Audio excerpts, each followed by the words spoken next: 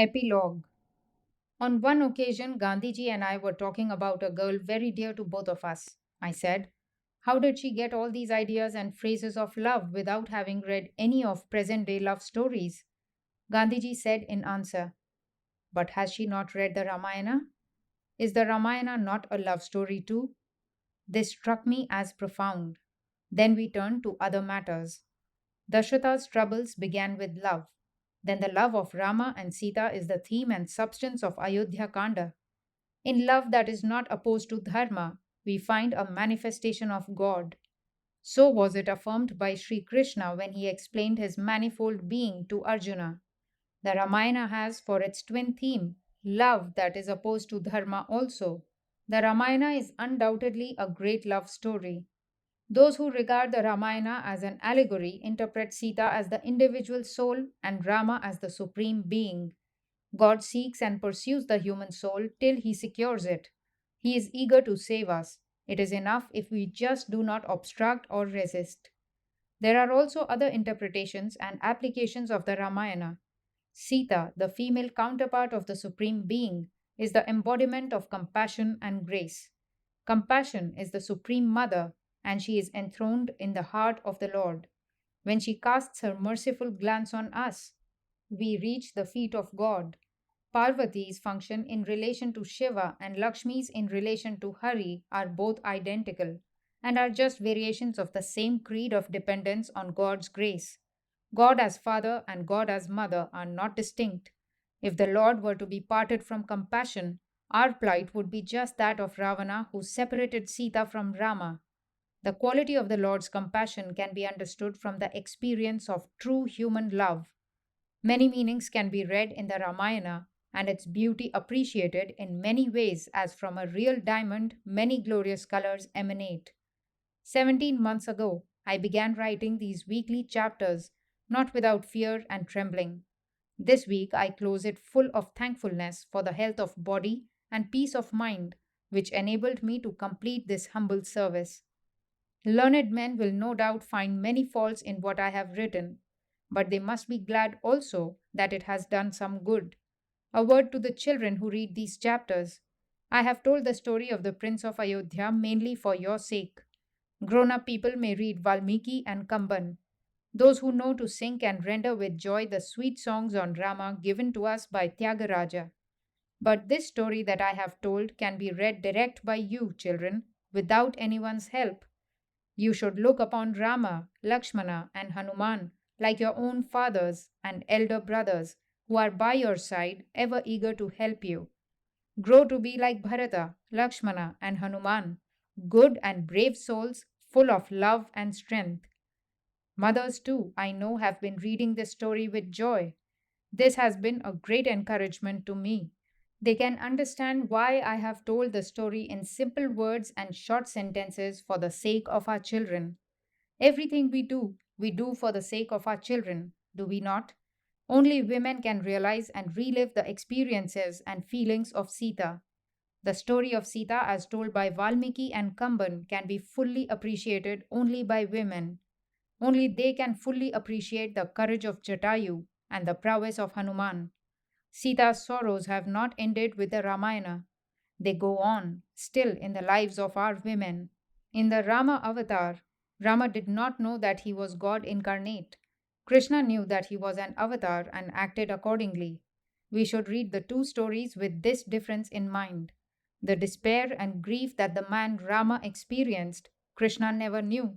When he sucked at the demon woman's breast or was bound with a rope and thrashed for mischief, he cared not nor grieved.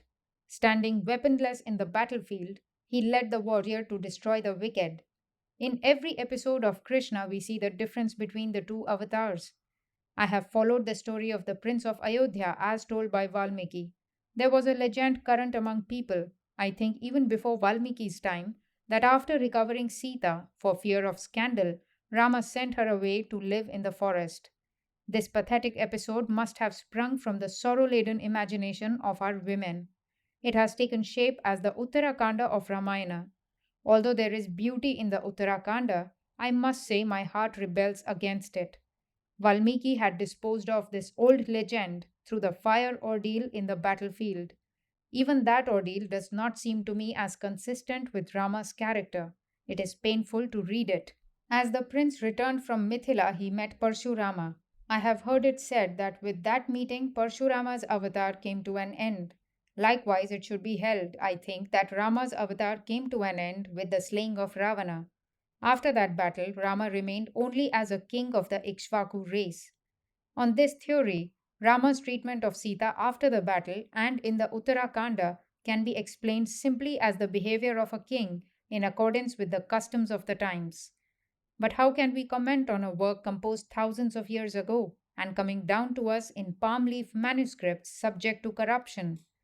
If even after the fire ordeal in the Yuddha Kanda, it is said in the Uttarakanda that Sita was sent to the forest, we may take it that it mirrors the voiceless and endless suffering of our women folk. Sorrow and joy are both alike the play of God.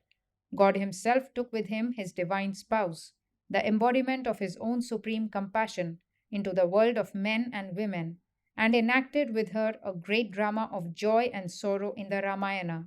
Rain falling from the heavens flows into the rivers and flows down to join the sea.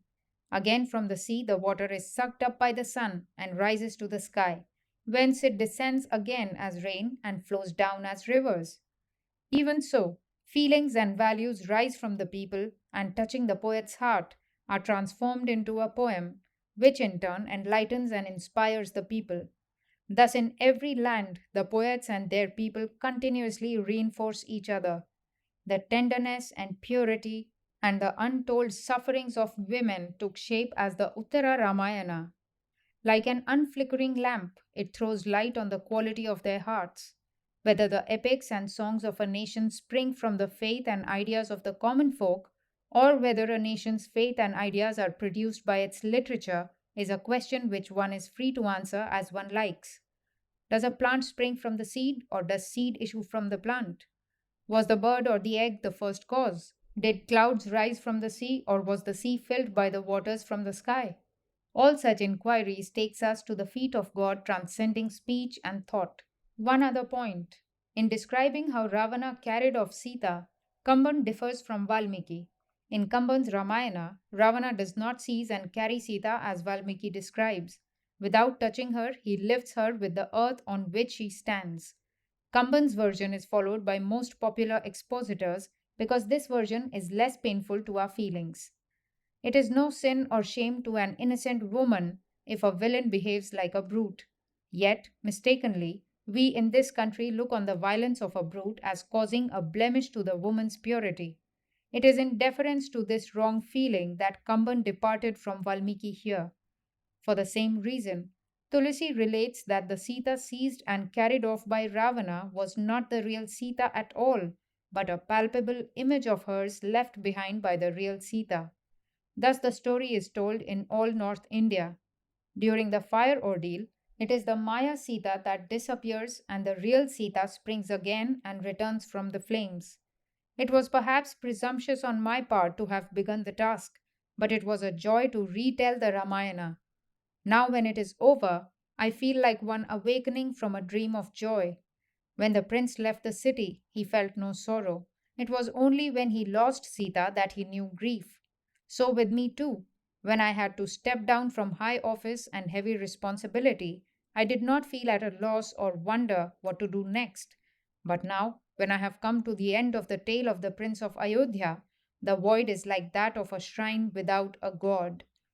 Let no one look upon work as a burden. Good work is the secret that keeps life going.